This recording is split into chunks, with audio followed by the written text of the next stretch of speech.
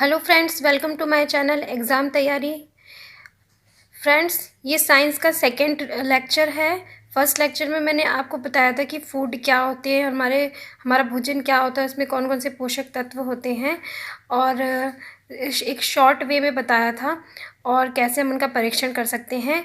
आज का जो हमारा वीडियो है वो सी टेट के सिलेबस के सेकंड टॉपिक कंपोनेंट्स और फूड पर है, भोजन के अवयव। तो आइए समझते हैं।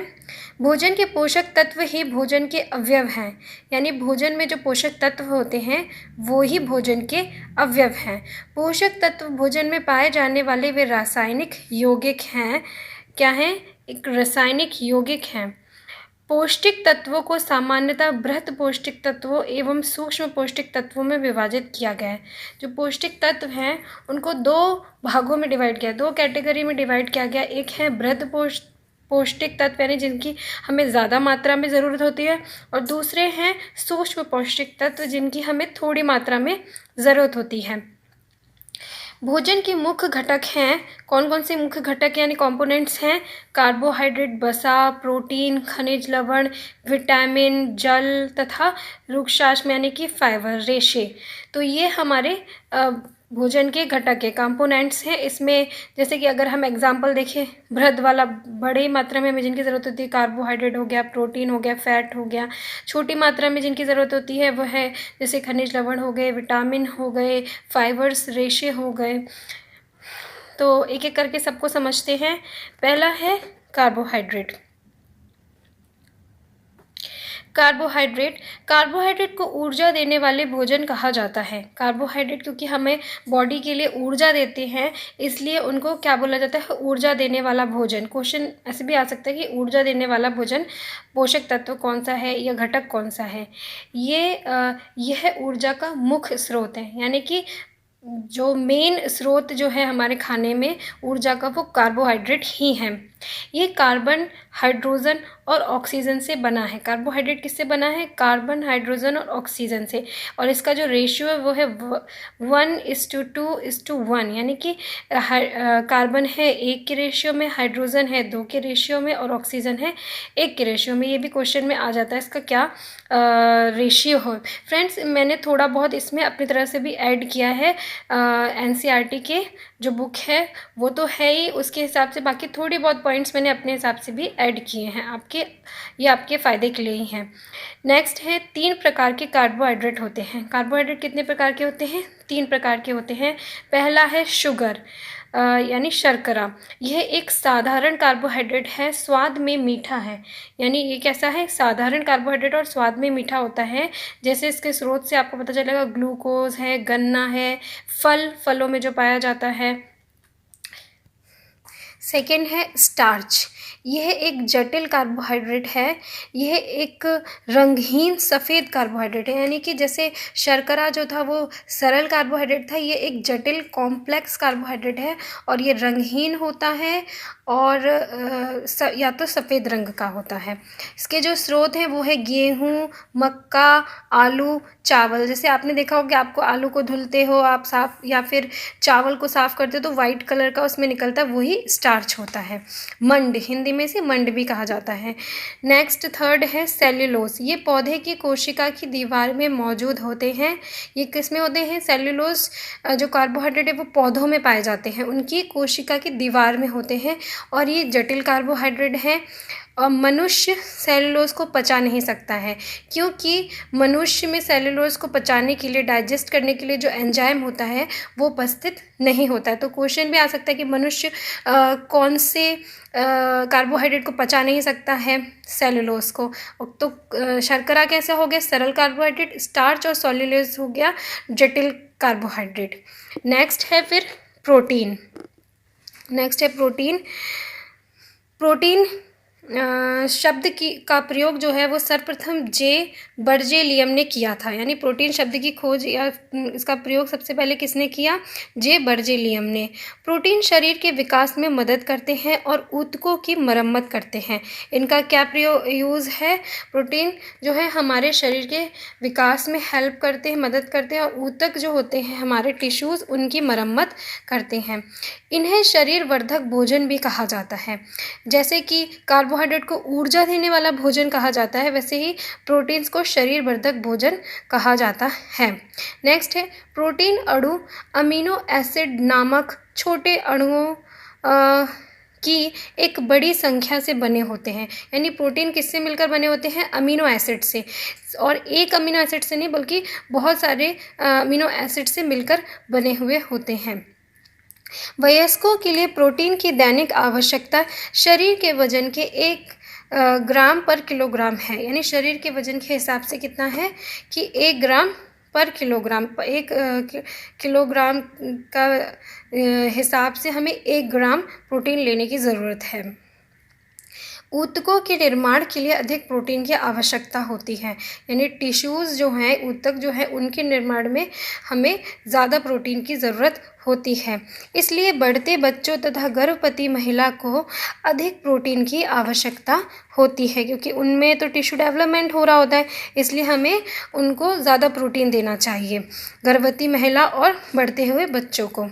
नेक्स्ट पॉइंट है मनुष्य के शरीर में 20 प्रकार के प्रोटीन की ज़रूरत होती है, जिनमें से 10 का संश्लेषण उसका शरीर स्वयं करता है तथा शेष 10 भोजन के द्वारा मिलते हैं। यानी जो मनुष्य की बॉडी है उसमें 20 तरह के प्रोटीन्स की ज़रूरत होती है। तो ये क्वेश्चन आ सकता है कितने तरह के प्रोटीन की ज़रूरत होती है? 20। उसमें से 10 तो हमारी बॉडी, हमारा शरीर खुद ही बना लेती है, बाकी 10 हम भोजन के द्वारा प्राप्त करते हैं। इसके क्या स्रोत है प्रोटीन के?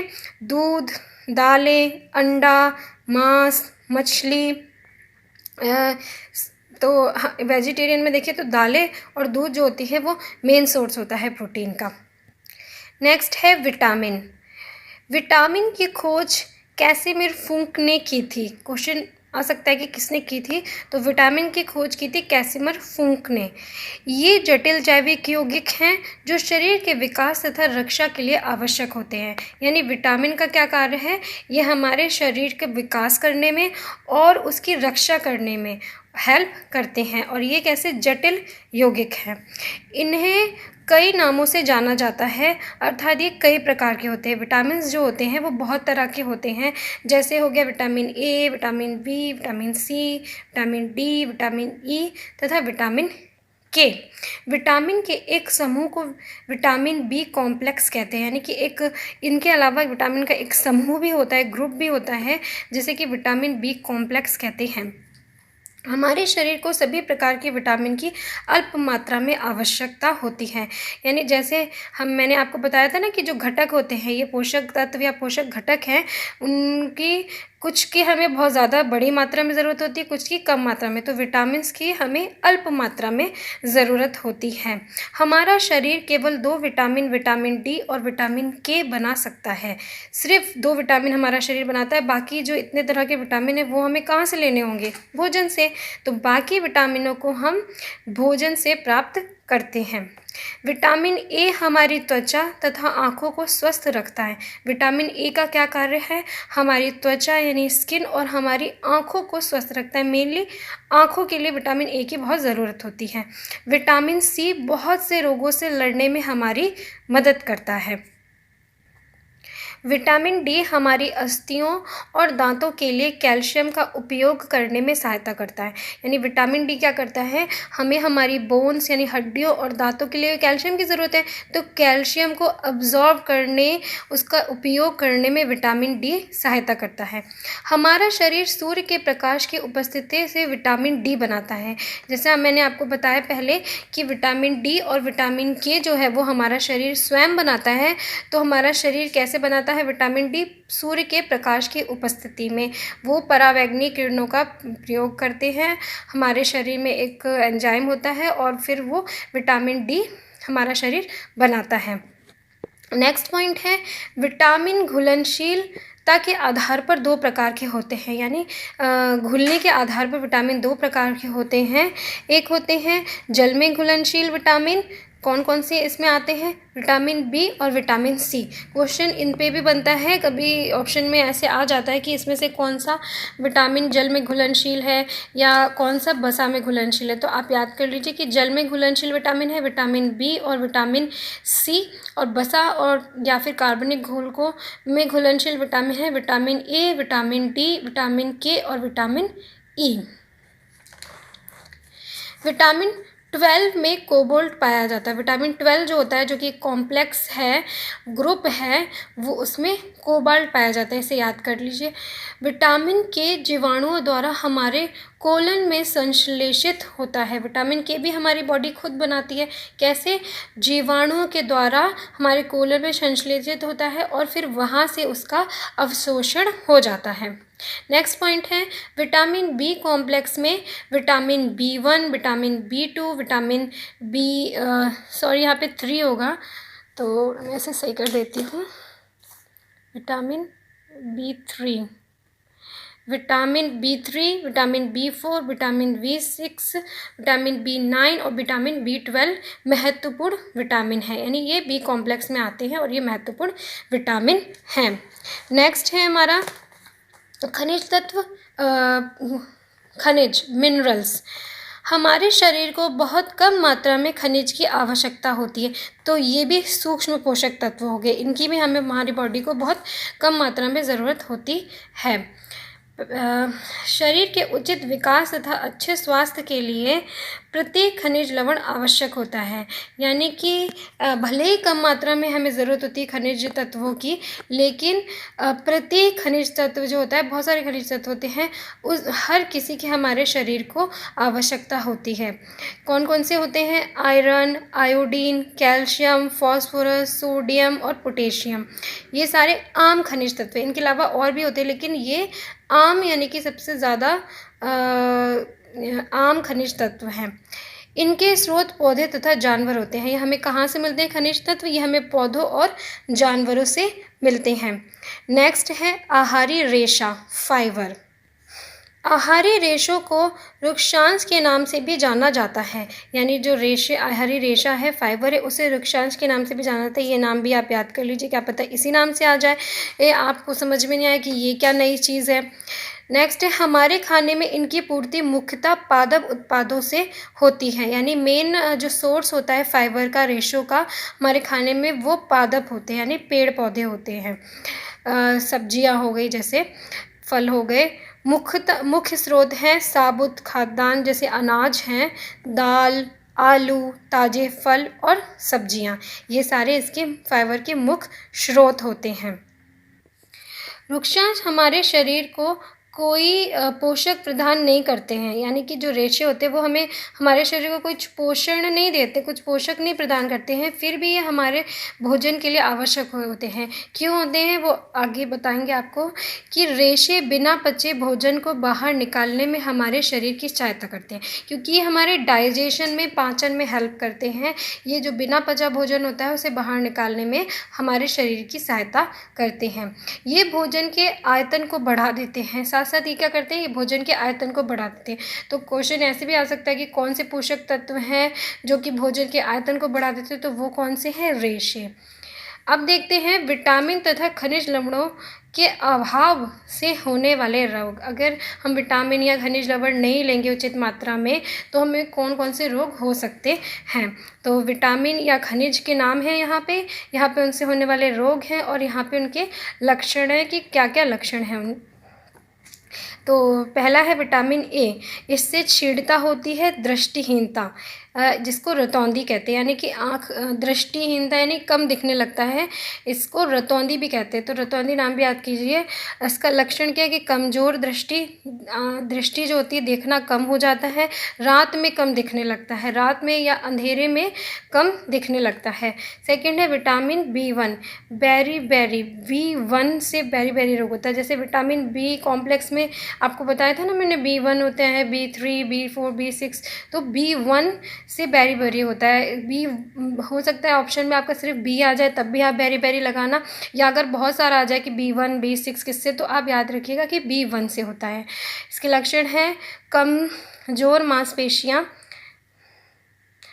कमज़ोर मांसपेशियाँ, थकान, ऊर्जा की कमी। तो इसमें मांसपेशियाँ कमज़ोर हो जाती हैं, थकान लगती है, ऊर्जा की कमी हो जाती है। विटामिन सी से स्कर्वी रोग होता है। मसूड़ों से खून निकलना, घाव जल्दी ना भरना, यानी इसकी कमी से मसूड़ों में खून निकलने लगता है या फिर घाव जो होते हैं ना वो भी जल्दी नहीं भरते हैं। नेक्स्ट है विटामिन डी, इससे रिकेट्स होता है, इसे सूखा रोग भी कहते हैं। अस्थियों का मुलायम होकर मुड़ जाना, इसमें क्या होता है, अस्थियां जो होती हैं वो काफ़ी मुलायम हो जाती है क्योंकि विटामिन डी की कमी से हम कैल्शियम को का अवशोषण नहीं कर पाएंगे, तो अस्थियां हमारी मुलायम हो जाएंगी, कमज़ोर हो जाएंगी और मुड़ जाएंगी। फिर है कैल्शियम, ये खनिज लवण है। अस्थियां और दंत क्षय, यानी अस्थियों और दांतों का क्षय होना, इसका लक्षण है कमज़ोर अस्थियां और दंत क्षय, यानी इन दोनों चीज़ों का कमज़ोर होना या दांत टूटने लगते हैं। नेक्स्ट है आयोडीन, ये भी खनिज लवण है, इसकी कमी से घेंगा रोग होता है, इसे गोइटर भी कहते हैं या गंडमाला भी कहते हैं। तो ये तीनों नाम याद कर लीजिए, कोई सा भी नाम क्वेश्चन में आ सकता है ऑप्शंस में। फिर इसके क्या लक्षण है, गर्दन की ग्रंथि का फूल जाना, यानी गर्दन में एक ग्रंथि होती है वो आयोडीन की कमी से फूल जाती है। बच्चों में मानसिक विकलांगता भी आ जाती है। नेक्स्ट है लोहा, ये भी एक खनिज लवण है। अरक्तता, खून की कमी, इससे क्या होता है, अरक्तता होती है जिसको खून की कमी कहते हैं, और इसमें कमज़ोरी लगती है, थकान होती है, या फिर ऐसे भी आ सकता है हीमोग्लोबिन की कमी हो जाती है क्योंकि हीमोग्लोबिन में भी आयरन होता है, तो हीमोग्लोबिन की कमी भी ऑप्शन में आ सकता है। नेक्स्ट है हमारा जल, वाटर। जल भोजन में उपस्थित पोषकों को अवशोषित करने में सहायता करता है, यानी जल क्या करता है, हमें हमारे जो पोषक तत्व हैं इतने सारे जो हमने पढ़े उन्हें अब्जॉर्ब करने में, अवशोषित करने में मदद करता है। कुछ अपशिष्ट पदार्थों जैसे मूत्र तथा पसीने को शरीर से बाहर निकालने में सहायता करता है। कुछ जो वेस्ट मटेरियल है हमारे शरीर में, अपशिष्ट पदार्थ हैं, उसको भी बाहर निकालने के लिए मदद करता है। जैसे मूत्र और पसीने में वाटर जो होता है, जल की मात्रा बहुत अधिक होती है। यह एक अकार्बनिक पदार्थ है। ये कैसा है, अकार्बनिक पदार्थ, यानी इसमें कार्बन नहीं होता। वाटर का फॉर्मूला क्या होता है, H2O, तो इसमें कार्बन तो होता नहीं है। सेकेंड है कि नेक्स्ट पॉइंट है कि मानव शरीर का 60 से 75% भाग बनाता है। जल जो होता है वो हमारे शरीर का 60 से 75 भाग बनाता है। ऐसा भी क्वेश्चन में आ जाता है कि कितना % भाग जो मानव शरीर का जल से बना हुआ होता है। जल की कमी से निर्जलीकरण हो जाता है, यानी इसकी कमी से क्या होता है, अगर हम पानी नहीं लेंगे तो निर्जलीकरण हो जाएगा, डिहाइड्रेशन हो जाएगा। फिर है स्रोत क्या है जल के, तरल भोजन, जल, सब्जी, दूध, क्योंकि सब्जी में भी आप देखते हैं सब्जी काटेंगे आप तो काफ़ी आपके हाथ गीले हो जाते हैं, उसमें से रस निकलता है, पानी निकलता है, तो क्या है उसमें जल है। दूध में भी जल होता है। बाकी अलग तरह के तरल भोजन जैसे चाय हो गया, कॉफ़ी या जूस हो गए, ये सारे। उसके बाद तो ये था हमारा पूरा टॉपिक, कंपोनेंट्स ऑफ फूड, भोजन के अवयव। और इसके बाद नेक्स्ट वीडियो में मैं आपको बैलेंस डाइट पढ़ाऊँगी। ये भी इसी टॉपिक का ही हिस्सा है। ये वीडियो बहुत लंबा हो जाता है इसलिए मैं इसे आगे कंटिन्यू नहीं करूँगी। और आई होप आपको ये टॉपिक अच्छे से समझ में आया हो, एक एक पॉइंट क्लियर हुआ हो। तो मेरे वीडियो को लाइक कीजिएगा, मेरे चैनल को सब्सक्राइब कीजिएगा। Bye bye friends.